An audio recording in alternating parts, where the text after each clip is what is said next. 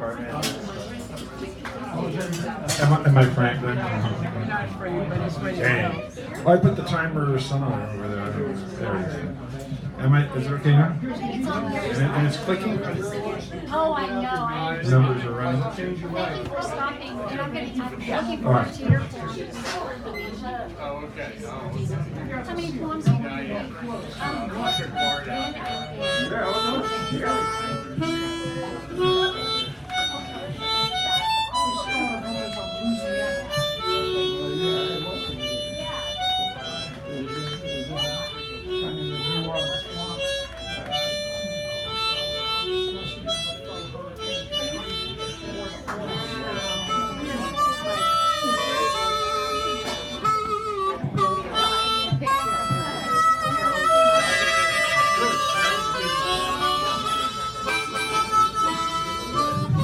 Our solo. We'll get in tune with each other. So we're going to start the second half in just a moment, but I'm going to share something just very briefly. Give me that old time religion. Give me that old time religion. That old time religion. It's good enough for me. I will pray with old Roberts. Millions flow into his coffers. Miracles are what he offers, and it sounds real good to me. Give me that old time religion. Give me that old time religion. Give me that old time religion. It's good enough for me. Give me that prime time religion. Give me that tax-free religion. Give me that big bucks religion. It's good enough for me. I didn't write that. That song goes on for a long time, but those are my favorite lyrics in it. Thank you very much. And now Karen Malone McGoon is going to start the second half. Where she's around here. I saw her a minute ago. Oh, there you're right. You're right behind me. Yeah, I was right All behind you. right. All right. So let me get this exactly where you like it. Give her a nice round. She is going to begin and end the second half. She's here. Wild and crazy. Yeah. Hard lung is working again. This is a hard act to follow because Richard Sanderell usually does this so elegantly and so beautifully that I almost stayed home so that I wouldn't, Get close to the mic. You don't have to worry about it. We like you. You're enjoyable. Everything is fine. Wow. I'm going to, the one thing I'm going to do that isn't mine, I'm going to sing a song that was, the melody is written by my brother, and it's a medieval lullaby for Christmas. So. Oh, my dear heart, young Jesus white, prepare a cradle in my sprite, and I shall rock thee in my heart, and never more from thee depart. And I shall praise thee evermore with songs white unto thy glory. The knees of my heart shall I bow, and sing that Richt Balula. Oh, my dear heart, young Jesus white, prepare a cradle in my heart.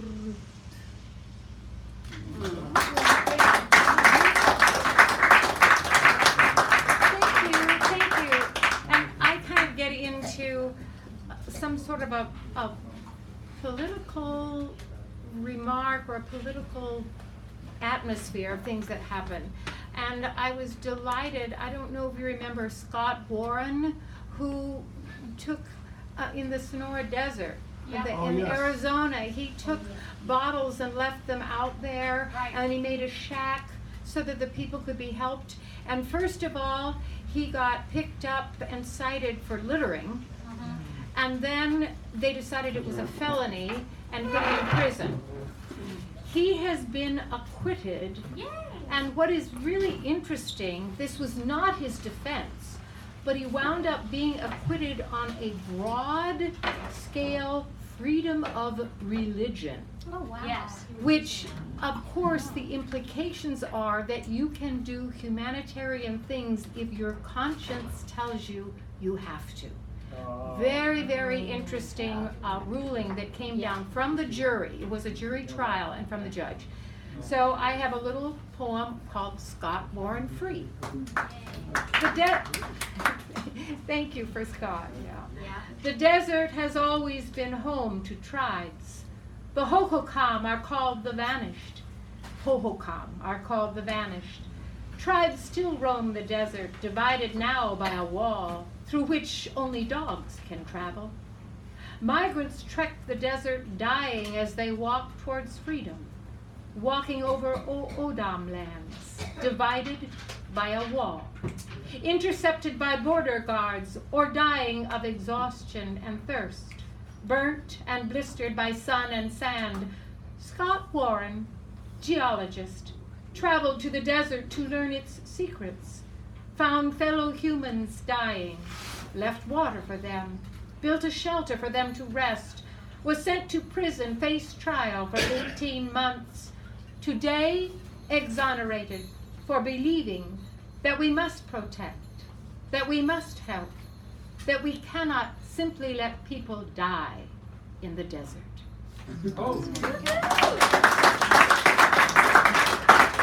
I have one more, and Dan has to tell me when I need to stop. 4 minutes. This is called Walking Over Bones, and it was a little bit inspired by Dee, so I thank you for getting me into bones. Not the one on television, although she's kind of neat too, but this is called Walking Over Bones. I walk over bones, bones of ancestors, bones of ash, bones of sand. Bones become phytoliths, melded with vegetation, melded with bone. I walk over sky, over rain, rivers and fog seeped into soil, fallen sky, saturated with seed, precipitated insect remnants. I walk over air, bubbling into earth from sky, melded with bones. I walk over fire, over birth of land, over heat and lava, spilled magnum, torrents of fire. I walk over bones. I walk over oceans, standing on skeletons of shell embedded in earth, over tiny bones of sea, wiggling beginnings of life. I walk over stars flung from a sky, splintered with minerals, pummeled by God's axe, becoming bone. I walk over bones. That's it. I herald the opening of the second half. Herald. Mose, and then Beth. Mose and Beth. Early in the morning, when the ding dong ring, walk to the table, the same old thing. Oh, you got somebody. No, I got somebody. Yeah, you saw. I asked about it, and what do I got? Hamburger. Good evening, everyone. Good evening. Good evening. Love yourself in spite of yourself. Okay. Yeah. A joke, and then a cowboy blues song, and backed up by the best harp player this side of Sacred Grounds. Nate. Here's the joke, real quick.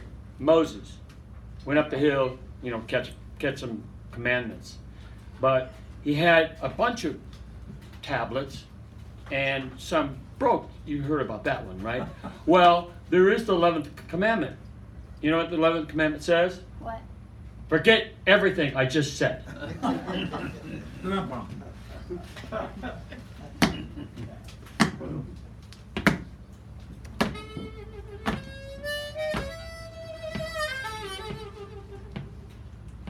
The road we take is not always the right one.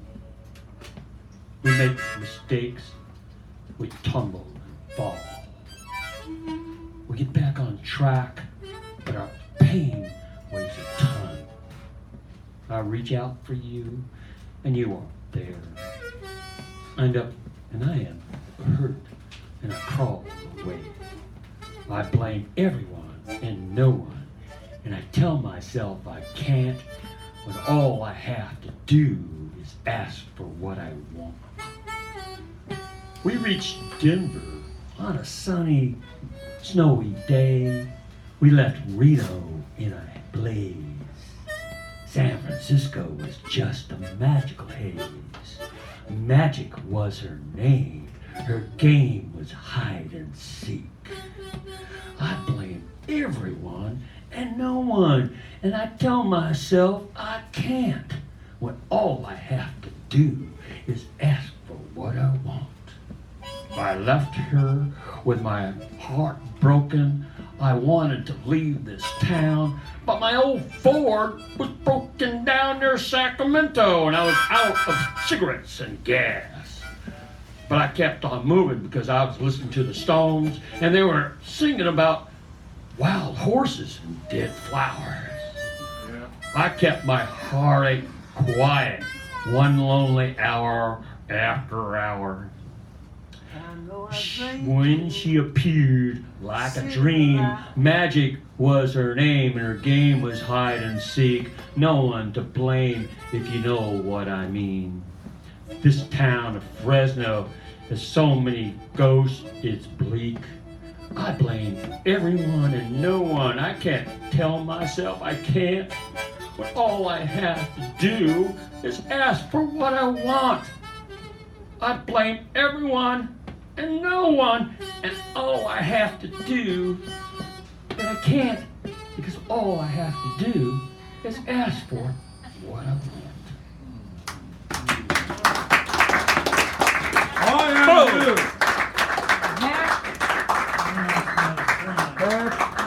And then after that, Very nice. and Morgan Freeman. Morgan. Down from the hill up there by Marlon Brando. Albert Hello, Hall. everyone. A little bit of a throwback. I told my boyfriend about our word that was spuckled, you know? Oh, yes. And he said I spuckled so hard that I burped. So I just thought I'd let you know. nice. I thought it was pretty. Anyway, all right. So this one's called Pagan, Not by Choice. I wasn't taught that animals have thoughts or that a rock could talk, but my first best friend showed me before I could walk. His name was Beckett, named for a hero who found God, a wonderful turn of letters which described his kind, a dog. Along came others to teach me, these patient childhood beings, who taught my young heart lessons and another way of seeing.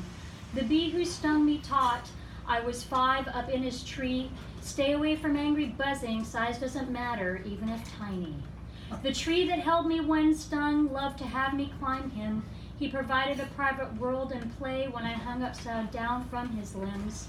In school we studied mythology, and it made perfect sense, but the gods were not as captivating as the land beyond a schoolyard fence. I had tasted live water from a running stream. The sun had browned my skin till fried. I tenderly held butterflies. I mourned little birds when they died. The breeze across grassy fields, or the way a river water tasted sweet, the cold morning or blinding sun, these are my favorite treats. I rejected a teacher in middle school who preached about Sumerians. She said that they thought rivers could get angry because they didn't know better then. At hearing her, I felt anger and heard an inner voice say, "Just what makes you so sure, and how could you know anyway?" As time to move on with family dysfunction and pain, I couldn't hear the voices of trees, the bugs, critters, and rain. Instead, rain merely splattered on cement I saw mostly at night. Days I slept for drugs and drink to drown out years of fright. But then by some inner rudder that caught the muddy ground, forest, deer, crow, and oak rumbled. I once again found nature's sounds. Again the conversation started, this time learned mythology mixed with knowing there's so much in nature, though many tried to name it. Greek, Roman, Yoruban, Catholic, Buddhist, people using their tongues' words, but that's a human way, not the way of rocks, plants, and birds. No matter which species calls another, or intangibles vibrate with a pattern, often when compared to each other, you'll find some magical overlapping. Many cultures have gods for trees, rivers, oceans, and sun. When compared, they're surely overlapping. They're all pointing in a common direction. The place from which we came, under what some call the one, you belong there, just listen, it's a shared hearth of home.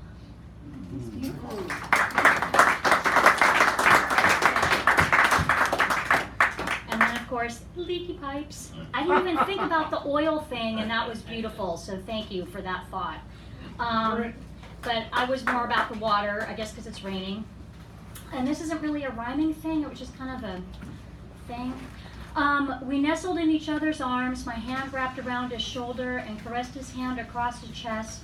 My eyes were moist as tiny leaky pipes, and the corner of my eyes allowed my cheeks to be wetted by the uproar of gratitude. Outside, rain pounds the window, water traveled on roof, then sluiced through the gutter, then guided to streets through pipes. Some leaky ones allow extra green to grow where the water doesn't make it where it was supposed to go. Water running through the streets, shimmering in channels not seen when dry, tumbling through gutter grates and then to a grate flowing below. Those pipes leak to little ecosystems to keep them alive.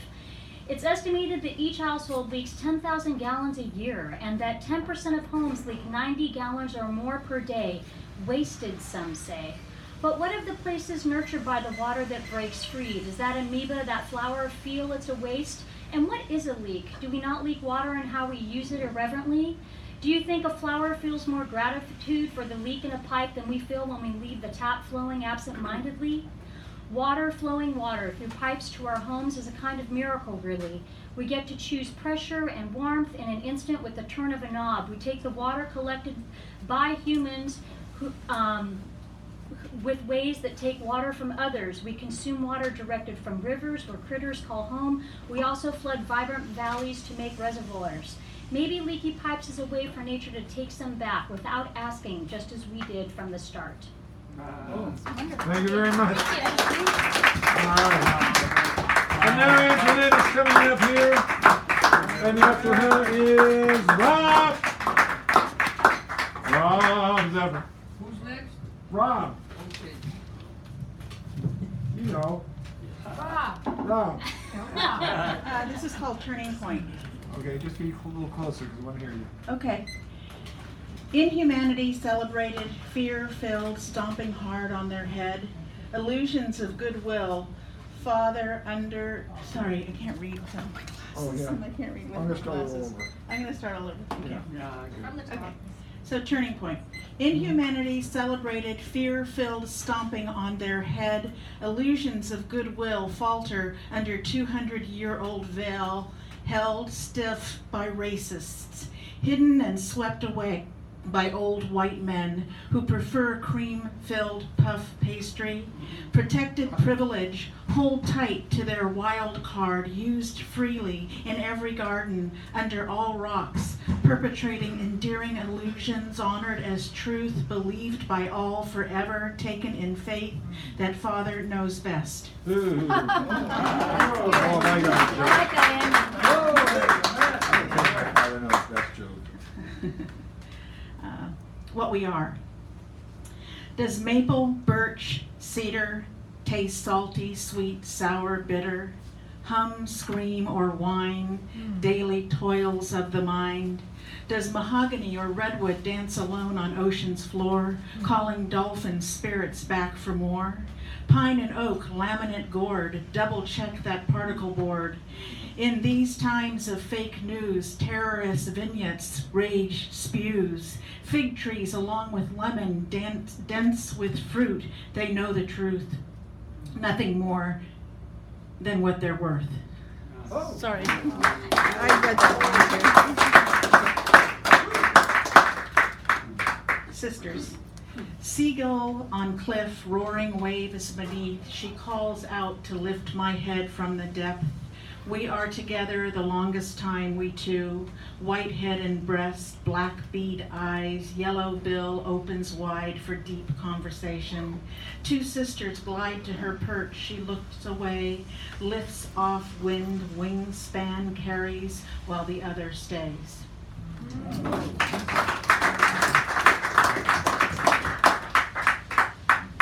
Summer day. A lie, a story we made up about love, smashes prisons fragmented. Familiar family aside, we make new tribes. touch one another, connected, coupled. Branch out, listen hard to shiny, trembling leaves, wind-blown truths, bountiful as bougainvillea. Calm culprits crawl in musty afternoon weeds. Camera lens shoots spirit guides down as pregnant hitchhiker flirts in sunlit meadows. Risky adventures find her well-behaved in spite of a frivolous fuck. Frivolous.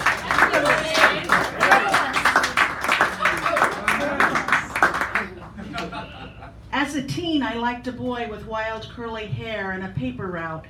Eyes wide at daybreak, lamppost walking while I stalked him. Laced liberty, a secret joy, stole myself to solitary obscurity. Turning corners at dawn, practice with closed eyes, muscles honed, measured breath, sink past beating heart, dripping wet, with no desire, care, or concern for another's comfort.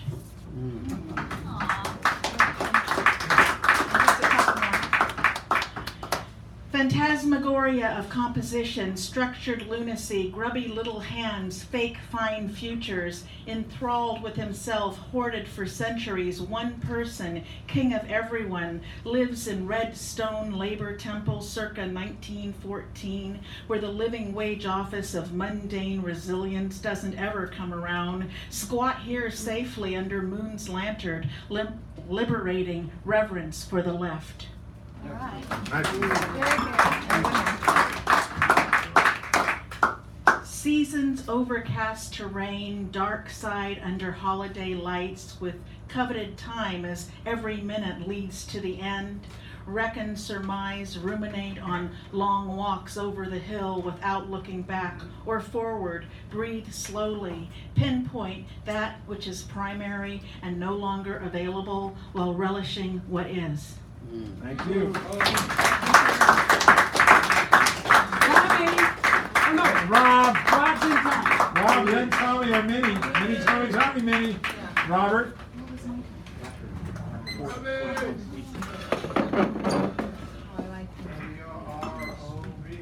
WROB.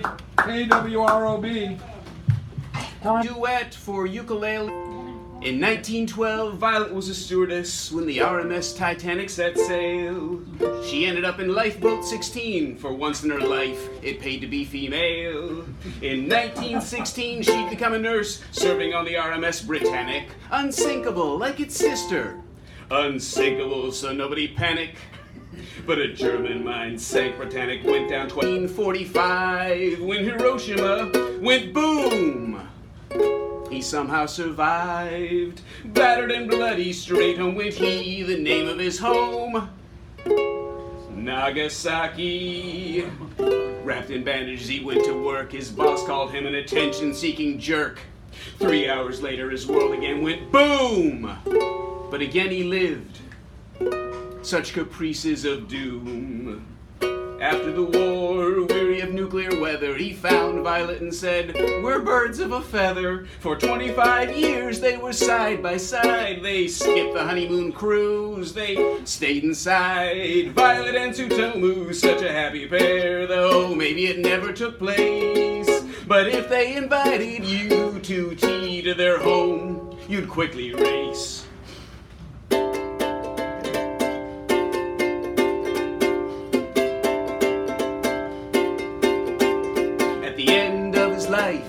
He offered this thought, and maybe it bears repeating. For nuclear powers, all governmental leading should come from mothers breastfeeding. Violet and Tsutomu, such a happy pair. Who cares if they never even met? If they gave you a dinner invite, that's a night you'd never forget.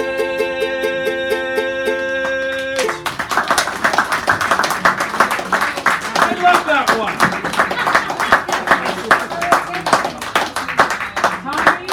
Tommy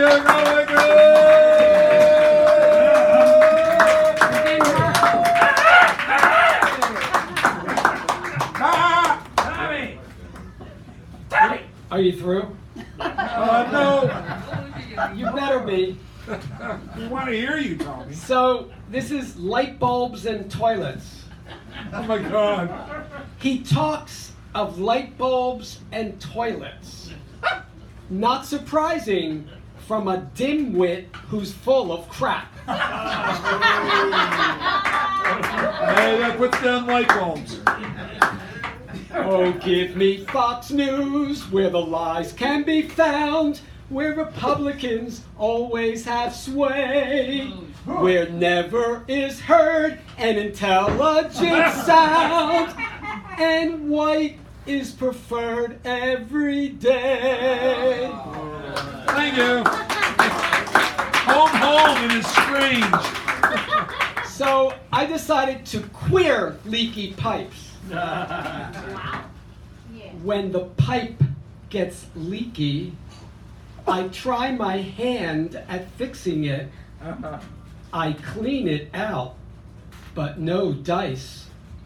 That's when I call the plumber. He's my handyman. He always knows just what to do. He doesn't carry a toolkit, wear a uniform, or charge a cent. But he guarantees a happy ending. I had to go there. It was too tempting. So I'll take you someplace completely opposite. You mentioned the full moon. This was a long time ago, my first attempt to write a poem in Italian. I never learned to read or write Italian when I was a kid, only to speak dialect, but I wanted to take my hand, I wanted to see if I could actually write a poem in Italian. And I did, but I always felt really self-conscious about actually reading it in public. But I showed it recently to a friend of mine in Italy, and she said, "It's beautiful, read it." So, Good, good. okay, I'm gonna Good read for it. her. Here we go. And I'll try to use a poetic pronunciation rather than the dialect pronunciation I learned as a kid, which is not very poetic. Well, it is, but in a different way. La luna mi sempre, sempre triste, così triste. Le dico sempre che bella luna, continua a non sorridere come al solito. Forse non sorriderà mai più la triste luna nel cielo notturno. The moon always seems sad to me, so sad. I always say to it, che bella luna, what a beautiful moon. It still doesn't smile as it used to. Perhaps it will never smile again. The sad, sad moon in the sky at night.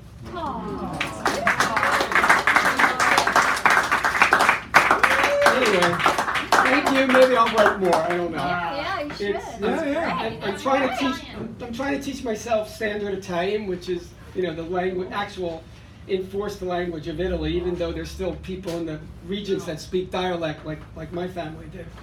But I think at some point I want to write in dialect because that's my heritage.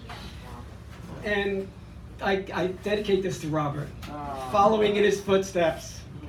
I'm not a Catholic. I was baptized against my will. Made a soldier of Christ without knowing what that meant. Given Holy Communion, it was a dead man's body. It tasted like cardboard. Told I had original sin on my soul. I kept checking my feet. I couldn't find it. I was forced to confess to a man in a dark box that I jerked off. He wanted details. I was hit by nuns, thrown against a blackboard by a priest, left alone at night with visions of hell keeping me awake. I was made to hate myself for being queer and touching a friend's dick. I was not allowed to question. When I did, I had to stay after school. After I graduated, I wrote the Monsignor and told him I wanted to be excommunicated. I really did. I really did. You did. He never responded. Oh. I never relented. That's it. I'm not a Catholic. How am I doing on time? How am I doing on time? 3 minutes? Okay, then I can do both these short poems.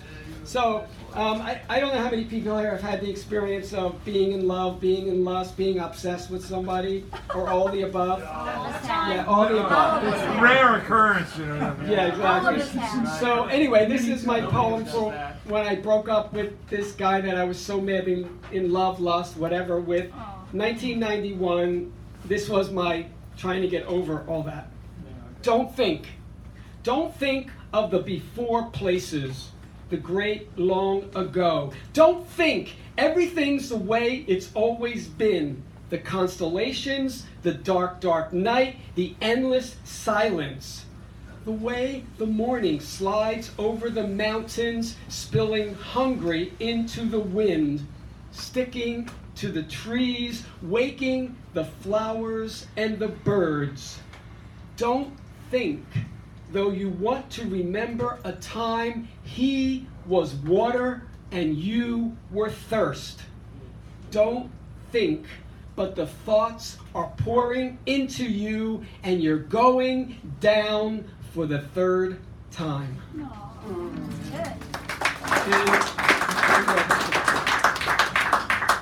Yeah, I love that obsession. Oh boy. This final poem is based on a news story I read recently. He died in cell 199 in South Texas.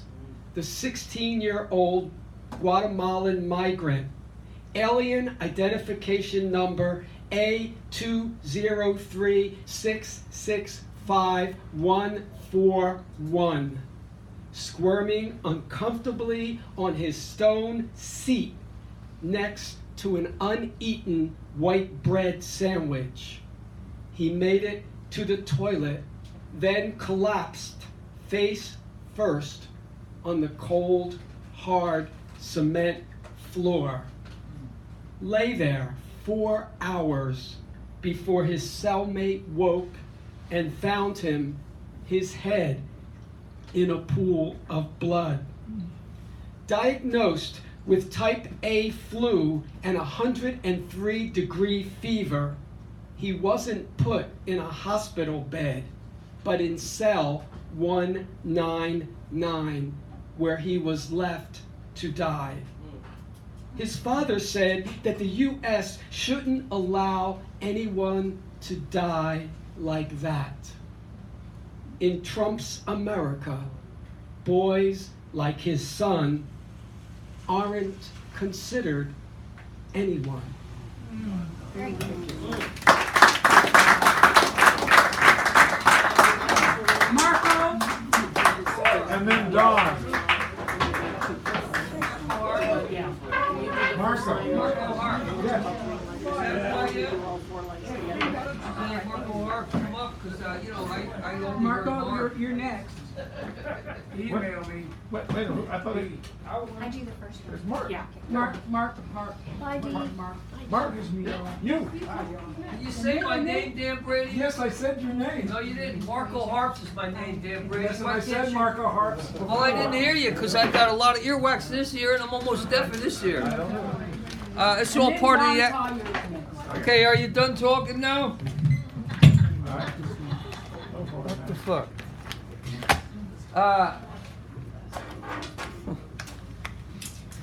Where was I before I so rudely interrupted myself? I was right here at Sacred Grounds, the longest running, continuous, open mic, probably in the universe, at least in North America, where we now dwell, smell, and never can tell what the hell is going to happen next.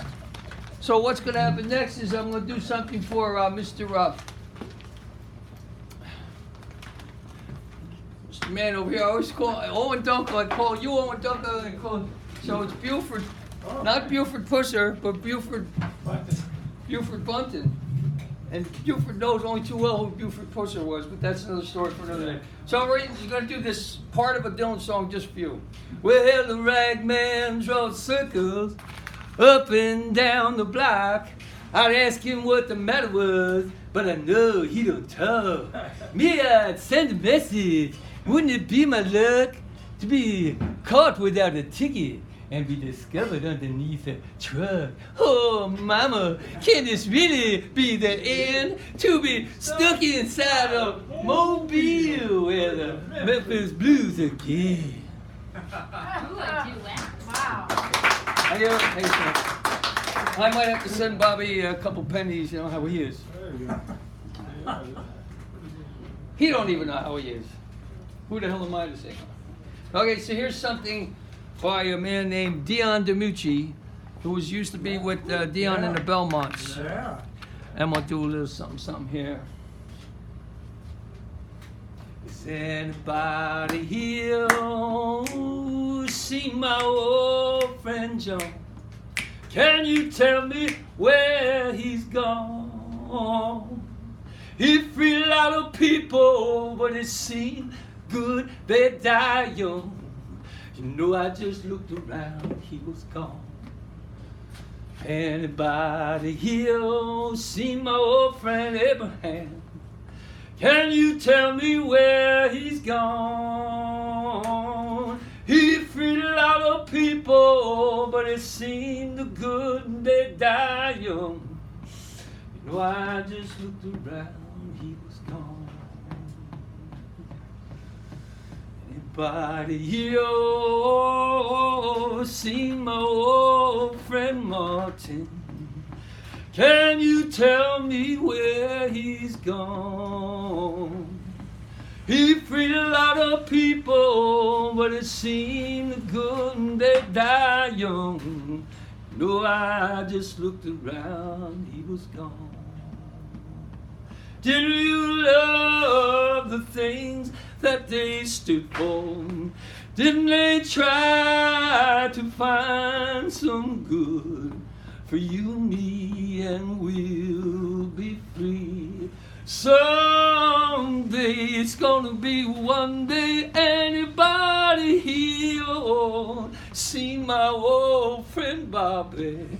Can you tell me where he's gone?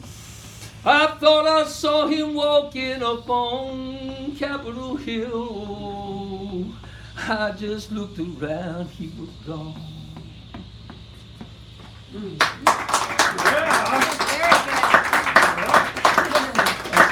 I guess time for one more. How much time? You got like a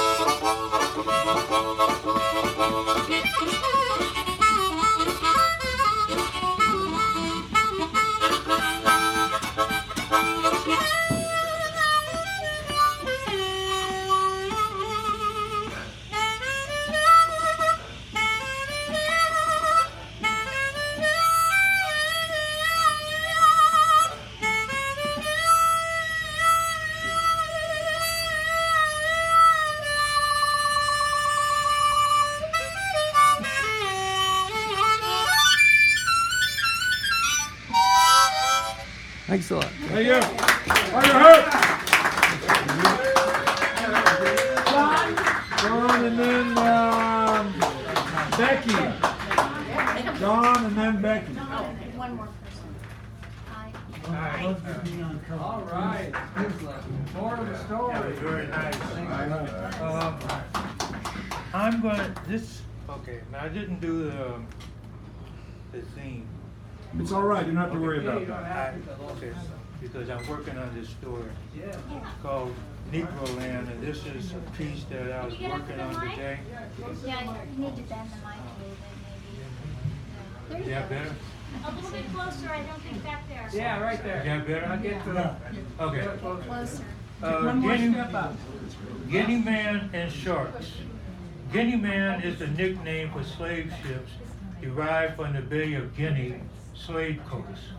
Sharks loyally follow the Guinea Man, given the nature of the business. It's a dependable meal. The Guinea Man gives out distinctive odor of human waste. Before it is sighted, the stink can be smelled for miles. Then a massive number of sharks come within sight. The captain of the Guinea Man slave ship, Thomas, whispered again to the financier, "Opportunity here, sir." "Yes, I know, Captain. Opportunity is here," the financier replied. "Our stay here needs to come to a close and seize what we can." The captain recalled and reminded the financier of the ship owner's instructions. "Be careful of your white people's health, for when they are healthy, they are able to take care of your Negroes, without which there is little probability of making a good voyage." The captain had cause for urgency. Yeah, there's just fireworks going It's on. fireworks, okay. Had a cause for urgency. Just this morning, he had received and responded to a seaman's report. "I have been down in the hold this morning, and I should think there are about 40 dead savages. I suppose we had better have them overboard," to which the captain replies, "Yes, and as soon as you like, hand them up here and more grub for the sharks." So the Negroes were thrown into the sea, one after the other. Among the dying Negroes are several sailors who have caught the fever. For a few more days, they too will be food for sharks. It takes weeks to load a Guinea Man to utilize every available space. Human commodities was insured in case of death by drowning, not by death brought on by the unsanitary conditions of a ship's hold. Therefore, dying captive Negroes were tossed into the water for shark scrub. The seamen was insured as well. However, collecting payment for the mourning families, not easy. Their prayers were not heard nor answered. The little ones will have to struggle on in life alone. So what with feeding slaves, their exercise, the punishment, time wears on. The captain bullies the men's torture the slaves hearts are breaking with despair. Many more are dead, their bodies thrown into the sea, more food for the sharks. And amid these calamities, the ship Thomas arrived safely at Kingston, Jamaica. The captain's lading bill shows 300 man slaves, 130 women slaves, 430 total, and 100 dead. That's it. Thank you so Wow. much. Thank you. Ron Collier.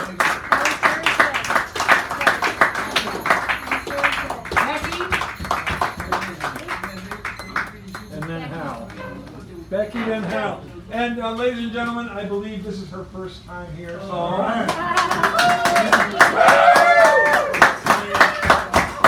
Actually, my second time because. Oh, that's of right, that's right, that's right. But we haven't seen you in a long time. So, Georgette and I have been rehearsing, haven't we? Not right. Sounds good. The last 2 minutes. This is called The Poet's Calling. Knock, knock. Ding dong. Yoo-hoo. Buzzer buzz. Who's there? Eh? Mickey Mouse's underwear? Look, pal, I've got you on the National Do Not Call list. What? You say you're... Sunny Lay Matina? Who the hell is that? The Poet's Calling? Who, me? Yeah. It's saying to wake the fuck up!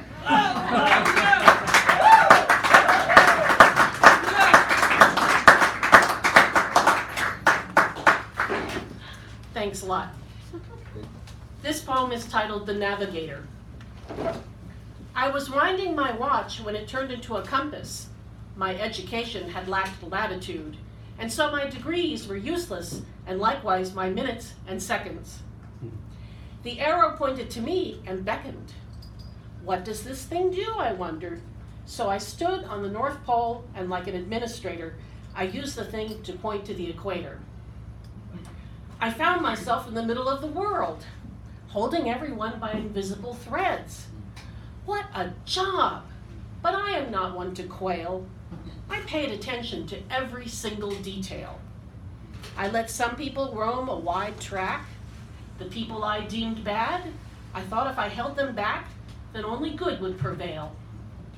I was so very busy. It was difficult to choose who should win and who should lose. A kid cried, I wanted to read, so I stole a book. A man shouted, I had leaky pipes to fix, so I became a crook. Twisting my twines, I became less and less sure. Was it okay to kill the person causing you torture? The more I tried to navigate the ways of humans, the more I felt I was sinking everything into ruins. One day I untied my moorings, cast off to drift, and skipped into the depths, my navigator's gift. The world was no longer mine to fetter. I had figured rightly that God could do no better.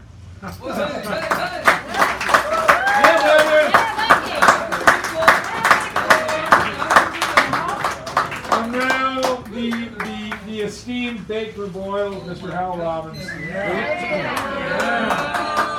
then Sharon Scott Fish, I believe, before Mr. Eldorado comes up there.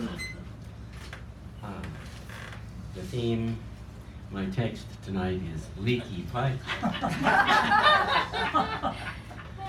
From pipes that leak, the water drops to weaken the foundation. The urge to look away will not assuage the situation. Old food, dirt, hair, and human blood pass through at their discretion. Bacteria's expanding gases aggravate compression. Time's toll and mineral fatigue, the join once tight now looses. Wires leading to the junction box conspire to blow the fuses. Shed shingles slipping from the roof admit the rain and weather, while cracking paint on outer walls betrays them altogether. The basement furnace coughs and wheezes, endless susurruses, blocked vents and registers comprise the cause of its pertussis. On faulty hinges, doors and frames no longer hang correctly, but scrape and groan and cannot be made use of circumspectly.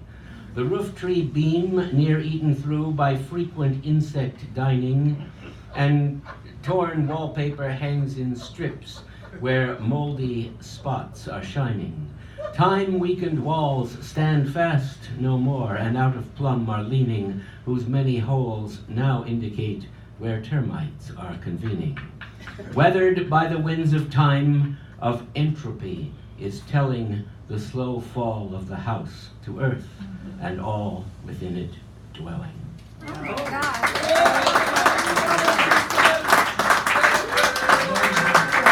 he takes on the theme, not let it far. And now Sharon Scott Fish is coming up, and subsequent to her we have Tommy Alorando after Sharon. And then we got Guinea Man, Garrett, and Karen closing us out. We are drawing nigh, ladies and gentlemen. You want me to lower that here for you?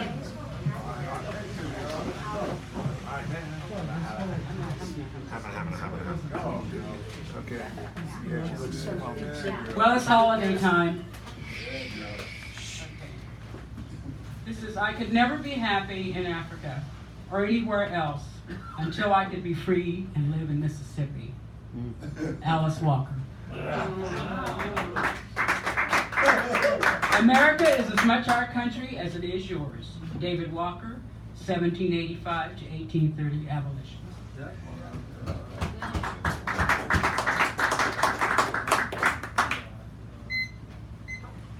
The Christmas play.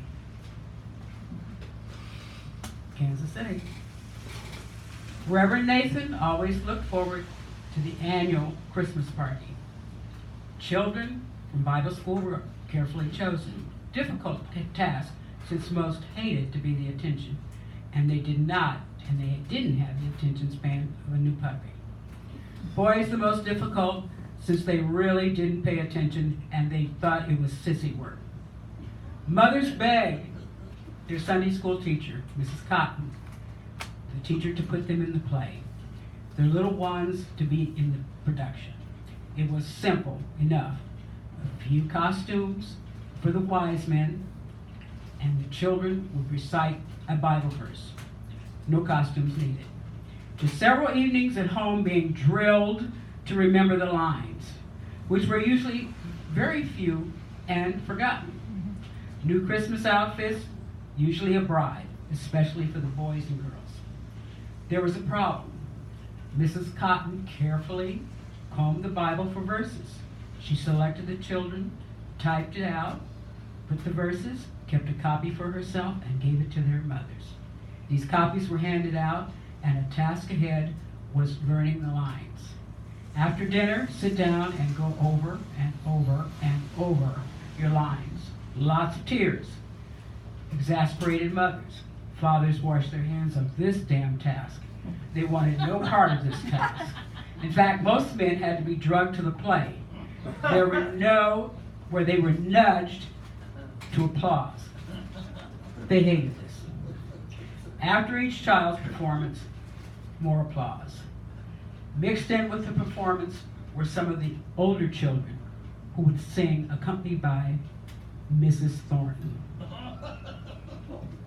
She was the pianist. Smeared glasses, huge arms like Smithfield hams. The piano had never been tuned in 20 years of playing. It sounded like an old car chugging along. Missing notes, sticking keys, as she banged along. Sheet music stained and constantly falling on the floor. A big smile on her face. This was her moment to shine. Pedal sticking, voice singing solos with cracking adolescent voices. Voices changing all through the song. This was torture for the men. Trying to get their faces straight. The small children thought it was the funniest thing they'd ever heard. The best part of the show for them. Of course, after the program, the women would provide food in the church basement, and it would be decorated in red, white, and green. Women would cook and bake for a week. Each woman would bring her signature dish. Lots of phone calls made to make sure everyone in the congregation knew about this date, and to be sure to come hungry because there's lots of food. Pies, cakes, gelatin molds, turkey, greens, sweet potatoes, gravy, gumbo, homemade bread, rolls, and homemade candies. Boy, punches galore. Sweet, sweet punches. Santa would visit and give the small children, very small children, a little gift. And then they would start. The children would start before it started. Practice, practice, practice. You would have thought they were going to Carnegie Hall.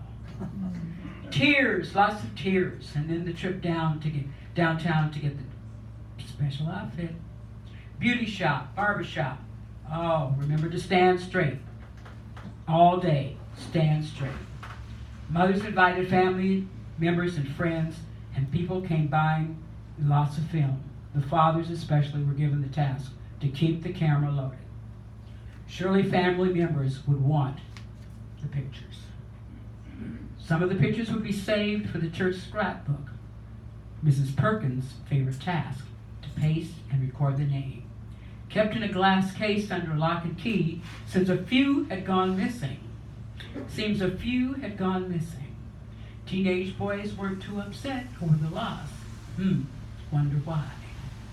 As the day gets closer, time for rehearsal. Over and over and over. Repeat, repeat, repeat. The costumes, only for the nativity scene, are made. The manger is dug out of storage, and the shepherds, Joseph and Mary, 3 wise men, and the baby Jesus all knew their parts. There really was no part for the baby Jesus. He had just been cast Luckily, the Crawfords have a new baby boy, Arthur. The day approaches. Reverend Nathan has written a short sermon, as he does each year. The day is here, and everyone is excited. Children nervous. The show starts, and then the camera starts clicking. Mothers smiling, mouthing words to the children that are stuck on their lines. A few small ones start to cry when they see the audience. Miss Thornton is banging away at the piano. Seems her arthritis is really giving her some trouble. The last scene is always the nativity scene. Mary, Joseph, the three wise men. Samantha Gibbons reads the passage. The children on stage start to stare. All of a sudden, Mary, Joseph, and the three wise men are giving strange looks. Then giggles start. Then snickers. Arthur has shit his diaper. Ah! Curtain closed. Men find out at the food tables. And Mr. Franklin says in the bathroom, over a shared nip of booze, man, that was the shittiest thing I've ever seen.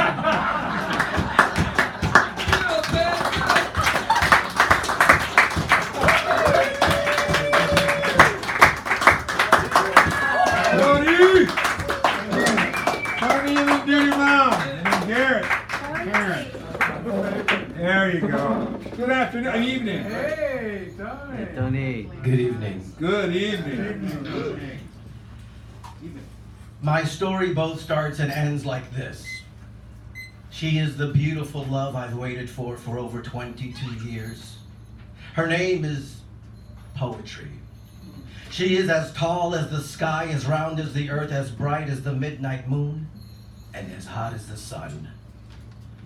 And I am in love with poetry, and all its lettered glory filled with punctuated prose, laughter and woes, verbs with the power of herbs that heal me.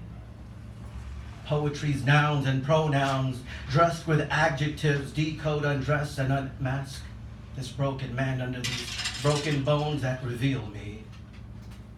Poetry, I love thee. 22 years later, you found a way, and I love the way that you healed me from my leaky pipe.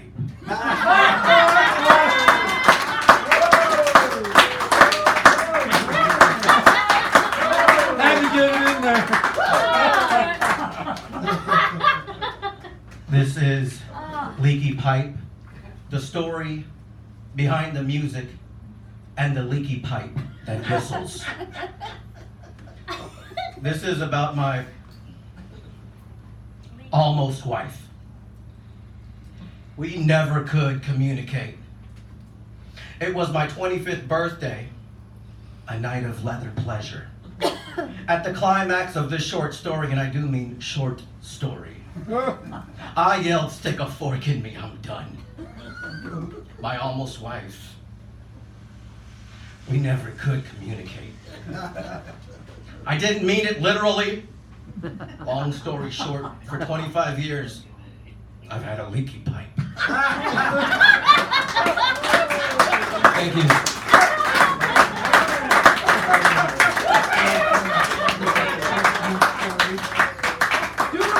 Guinea Man. And then Garrett and Karen. Oh my God. I'll never look at that word the same way. No more forks.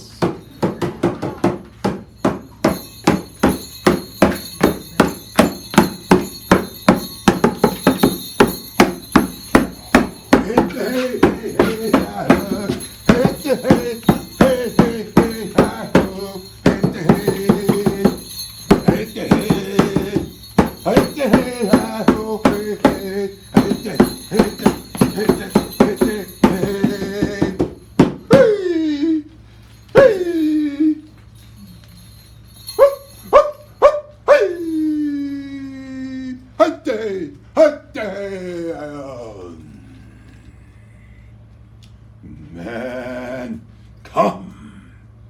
Let us go to the graveyard of time. I told you, man, not to bring me out here. I am scared. I'm scared. Can't you see the shit run down my leg? Come. Let's go. Open them. Dig them up. Dig them up. Look, open it. Look, look. They no meat on thine bones.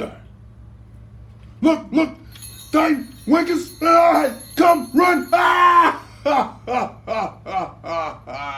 Doodles here. Doodles everywhere. The birds do it.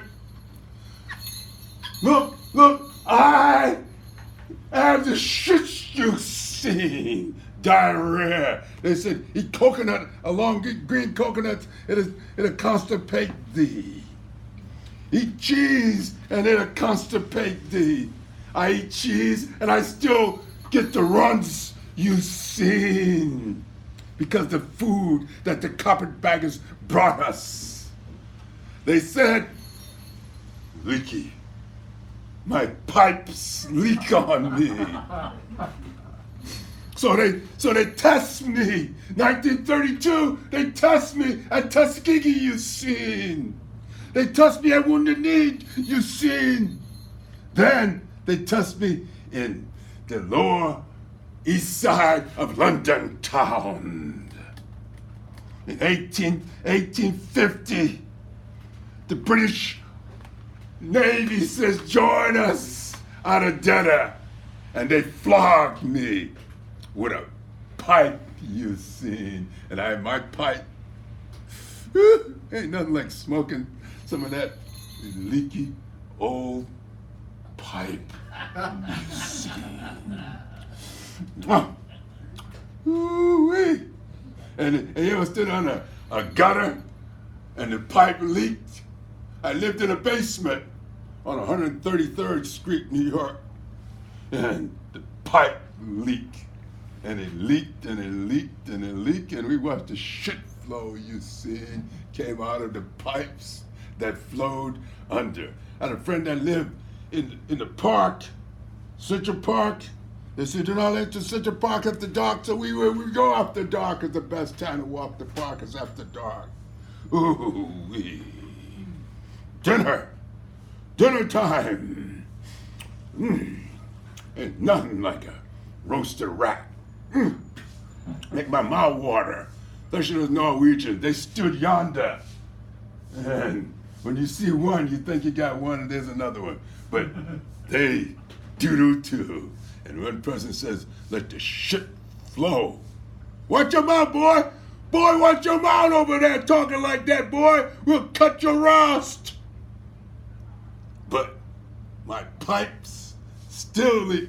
And there was a man called Underwear Man. But yeah, that's another time. Close the gate, we see.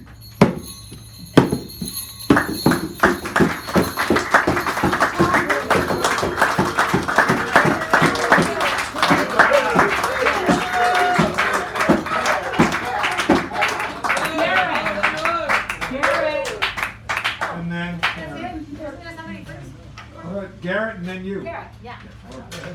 Garrett. Oh, we have to raise that up. Oh, here he comes. Yeah, I'm gonna raise it up because he's like. So. Hey, Garrett. Hey, we saw you at Poetry Express.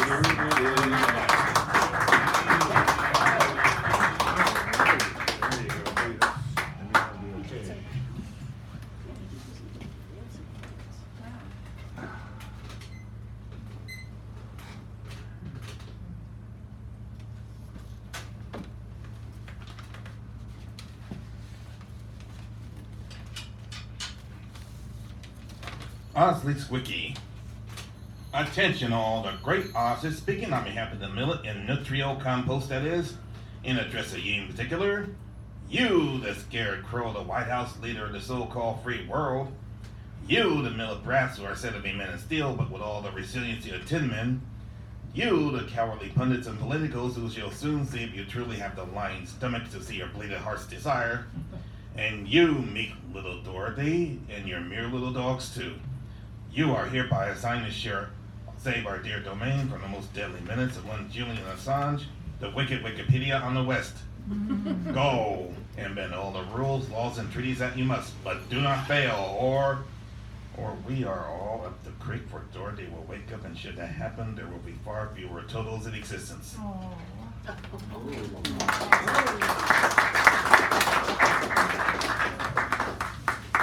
on tough.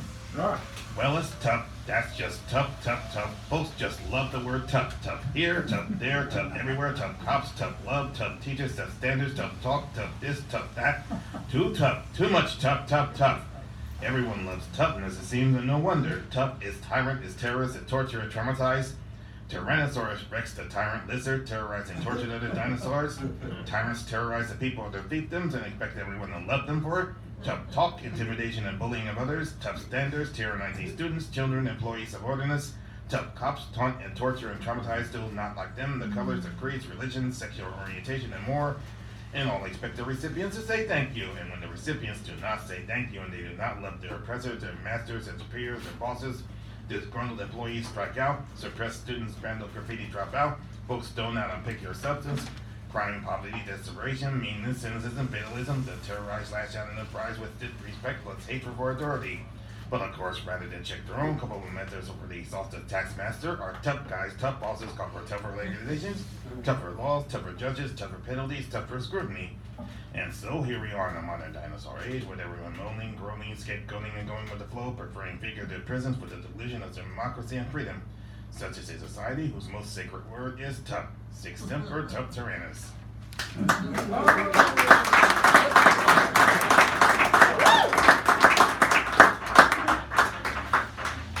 Thank you, Knots.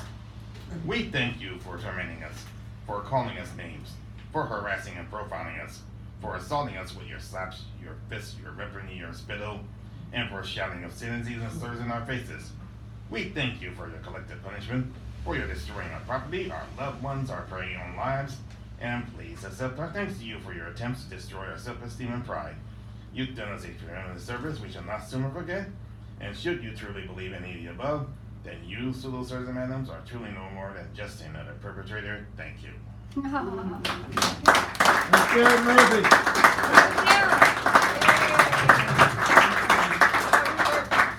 And now our clincher closer, super duper bulldozer, the last word. Karen will take care of these prizes, which I like to say are designed with your mind in mind. That's not my line, just so you know. I think that. Watch that. These are all the prizes. Yeah, Oh. Be careful with that. I've been watching that wire there. Thank you. Okay. Now, still, modern. All right. Kathy, we got it. Everybody's beautiful tonight. Was wonderful. Just magnificent. Our teacher and Tommy, you were He's back He there. was great. Yeah. Yes. So thank you, everybody. Okay, this will end with something sort of Christmassy. So, our star small yet vast, beckoning, singing, dancing in the night sky, alone, encircled by eons of space, warmed by its own heat, bursting with its own energy, a meeting for souls, speaking of life and memories and eternity. And then Peace in War. There's a book I've been reading, so anyway. The American troops, surprised and frightened in the dark of night, wreaked havoc and carnage on an Indian village, discovering the work of their bayonets had been upon women and children. 2 soldiers, discovering the mistake, raped an injured squaw, until the horrified major came upon the carnage and yelled, "Stop!" The next day, the troops gently buried the dead, hacking into the frozen earth to create graves. The major said a prayer as they covered the bodies with earth. Later that same day, a brave from the village of the massacre told them they were lost and gave directions. He offered provisions to the hungry men.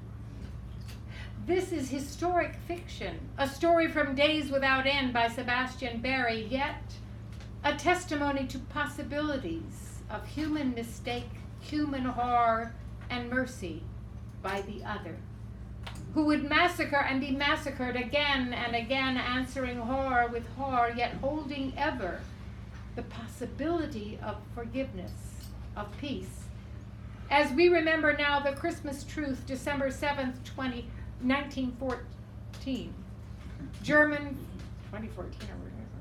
German, French, British singing Silent Night on the eve of yet another battle. Yet another question as our souls do battle with their own inner light, seeking in vain for an ever Christmas, an ever conversation with the other in peace. Nice.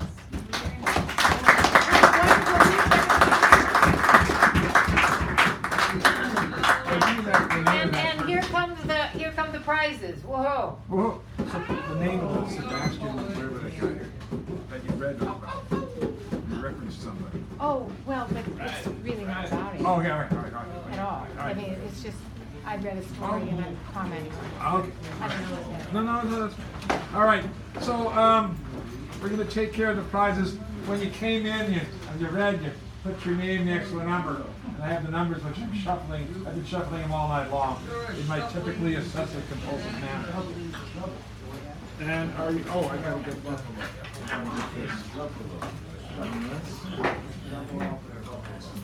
Get this organized here. I'm just gonna sit next to you because I can. Ah, for God's sakes, I had something here and I forgot all about it. It's too late now. Wait till next time. So remember, next week is the last sacred of this year. We come back January 15th. And number 9. Number 9. Number 9. Number 9. Robert Rubino. I'll take the mini. Oh, we have a mini, do we? There we go. Okay. The mini. I gotta put his name there though before I forget. Mini. Wow. Now that can be anything. That can be Euro stuff or anything, you know. All right, number 14. Most. He's left. 15. Oh, when you come up here, huh? Beth? Oh, yeah. Huh? Yeah, I'll take your plaid shirt. Oh, plaid shirt? Yeah, I'm gonna make a dress out I of it, so forgot I about the remember plaid you. shirt. There are no holes in it. That's fine. I sew. I was gonna sew a dress out And of it's it. laundered. Yeah. And it's laundered. And it'll make me remember you. Oh. 8. Oh, I forgot about the jacket. Buford.